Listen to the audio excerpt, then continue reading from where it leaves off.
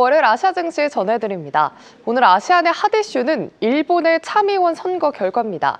어제 치러진 참의원 선거에서 현 여당의 과반 의석 유지 실패가 확실시된다고 일본의 주요 언론들이 보도한 건데요. NHK를 포함해 교도통신, 아사히신문은 여당이 과반 의석 유지에 실패할 것이 확실해 보인다고 전했습니다. 자민당 창당 이후에 중의원, 참의원 동시 과반 실패는 이번이 처음인데요.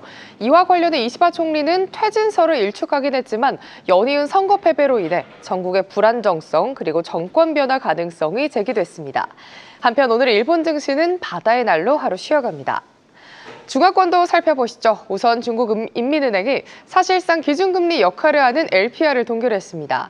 이제 시장에서는 정부의 경기 부양책에 대한 관심이 쏠리는 가운데 항생지수의 질주가 눈에 띄죠. 우선 장 초반 CATL의 강세에 힘입어 항생지수가 강세를 보였습니다. CATL은 오늘 신고가를 경신하면서 강세를 보이고 있는데 지수 함께 체크해 볼까요? 오늘 장 초반에 25,000피를 뚫어내면서 2022년 2월 이후 처음으로 강세를 좀 보여줬습니다. 현재는 고점 대비 부진하긴 하지만 여전히 그래도 24,500피를 향해서 25,000피를 향해서 달려가는 모습 확인되고 있고요. 이 시각 현재 전일 대비 0.26% 상승하고 있습니다. 인도에선 1,000조 원 규모의 공항 투자 소식이 들려왔습니다. 인도에서 7개 공항을 운영하는 아다니 그룹이 향후 5년간 공항 사업에 약 1조 루피를 투자해서 공항 사업을 펼칠 계획이라고 밝혔습니다. 1조 루피를 우리 돈으로 환산하면 1,000조 원인데요. 이번 투자를 통해 인프라 그리고 부동산 개발 모두 적극적으로 나서겠다고 밝혔습니다. 오늘 인도 증시는 금융주들의 상승이 눈에 띕니다. 지난주 은행주들의 양호한 실적이 관련주들을 밀어올리고 있고요. 지수는 82,000선을 상회하고 있습니다. 전거래일 대비 0.4% 상승합니다. 친환경 전기 차량에 속도를 내고 있는 베트남 수도 하노이시가 전기 오토바이 전환에 나서는 내연기관 소유주들에게 보조금 지원을 추진하고 있습니다. 최근 초안이 발표됐고 지금은 기관의 의견을 수렴하고 있습니다. 이번 정책은 내년부터 시작될 친환경화 사업의 일환으로 나온 건데요. 이 소식에 증시 내에서는 관련주들이 탄력적인 흐름을 보여주고 있습니다.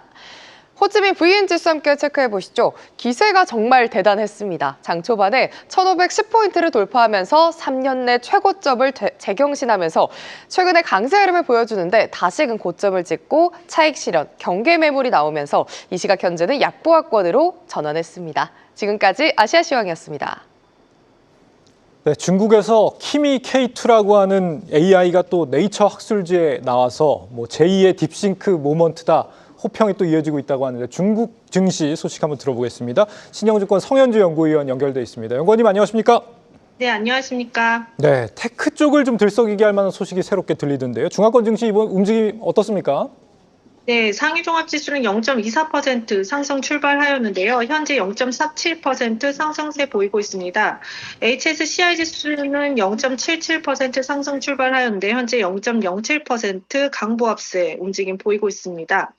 업종별로 살펴보면 소재, 에너지 업종이 좀 강세인 반면에 IT나 좀 금융업종 약세인데요. 신공급 정책 기대감으로 시크리컬 업종이 좀 강세를 보이고 있습니다. 그리고 지난 18일 유니트리가 상장지도 단계 진입하면서 이르면 오는 10월에 IPO 신청 제출 기대로 관련된 휴머노이드 로봇 테마주들이 좀 강세를 보이고 있는 상황입니다. 그렇군요. 중국이 오늘 기준금리격인 LPR 금리 동결을 했습니다. 2분기 GDP가 5.2% 예상을 상회한 수준이 나오다 보니까 일단은 좀 실탄을 모아두는 것이다 이렇게 평가들을 하던데요. 소비 회복은 좀 여전히 더딘 상황 아닌가요? 어떻게 평가하시나요? 네, 맞습니다. 오늘 이제 오전에 인민은행이 7월 LPR 금리를 전월 수준인 1년 만기 기준으로 했을 때 이제 3%로 이제 동결을 했는데요. 지난 이제 5월에 한 차례 인하한 이후에 이제 2달 연속 동결을 지금 유지하고 있는 상황입니다. 이제 7월 말에 이제 정치국회가 있는데 아마도 이제 하반기 통화나 재정정책 방향성을 좀 언급할 것으로 예상을 하고 있고 현재 환율 수준이나 이제 하반기 경기 불확실성을 감안했을 시에는 추가 금리 지준율 인하를 발표할 것으로 예상을 하고 있습니다. 다만 금리보다는 이제 지준율 인하에 좀 더 무게를 둘 것으로 판단되고요. 말씀하신 대로 6월 지표를 보면 전반적으로 이제 내수 부진이 여전하다는 것을 보여줬고요. CPI 지수가 6월에는 좀 반등했지만 하반기에도 재차 하락할 가능성이 있어서 디플레이션 우려를 감안하면 중국 정부는 유동성 공급 및 이 신공급 측 정책을 좀 강도 높게 진행할 것으로 예상됩니다. 네. 저희가 요즘 중국하면 가장 궁금한 게 이 공급망 개혁입니다. 철강 리튬 분야에서 기대감을 저희도 뭐 가져볼 만한 소식인 것 같은데 9월경에 공급 개혁안이 발표될 거다 이런 전망이 나옵니다. 이젠 정말 이런 변화에 좀 확신을 우리가 좀 가져봐도 되는 것인지 궁금합니다. 네, 그렇습니다. 사실 지난 18일 오후에 이제 국무원이 14차 5개년 경제발전 관련 기자회견을 개최한 자리에서 그 공신부가 이제 신공급책 정책 등 주요 정책을 좀 발표를 했는데요. 이제 그 중에서 철강, 비철금속, 석유화학, 화공, 건축자재, 기계, 자동차, 전력장비, 제조업, 전기전자 총 이 10개 산업에 대한 공급책 그 구조조정 방안을 발표할 예정이라고 밝혔습니다. 이제 그 중에서 철강 같은 경우는 이미 연초부터 감산 계획을 언급을 했었고, 지난 3월 전인대에서는 이제 연간 5천만 톤 목표로 감산을 진행할 것이다라고 이제 정부가 밝힌 바 있는데요. 3분기부터는 기업들이 점진적으로 이제 감산을 진행할 것으로 예상되고 있고요. 중국 최대 철강사인 이 바오산 등 시장에서도 한 연간 2천에서 3천만 톤 정도 감산을 지금 예상하고 있다라고 밝힌 바 있습니다.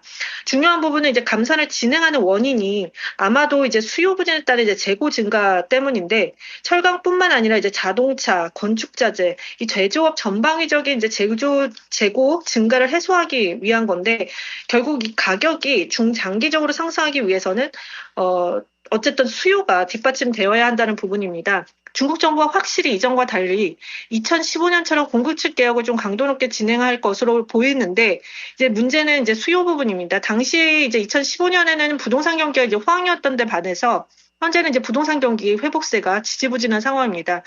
내년 하반기에 가서야 부동산 투자가 좀 지표가 회복될 것으로 예상되는 상황에서 철강 등 이 시크리티컬 가격이 단기적으로 좀 반등할 수 있는데 부동산 경기가 회복되는 시점에서야 추세 전환이 가능하다라는 그런 판단입니다. 네, 연구원님 오늘 말씀 여기까지 듣겠습니다. 말씀 감사합니다. 네, 감사합니다. 네, 신영증권 성현주 연구위원과 함께했습니다. 계속해서 다양한 경제 이슈를 알고 싶다면 구독과 좋아요, 알림 설정 부탁드립니다. AI 캐스터 권미정이었습니다.